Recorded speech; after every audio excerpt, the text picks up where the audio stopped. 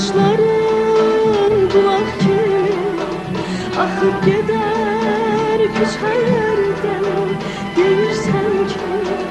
Deyirsən ki, sorma məni bir kimsədən.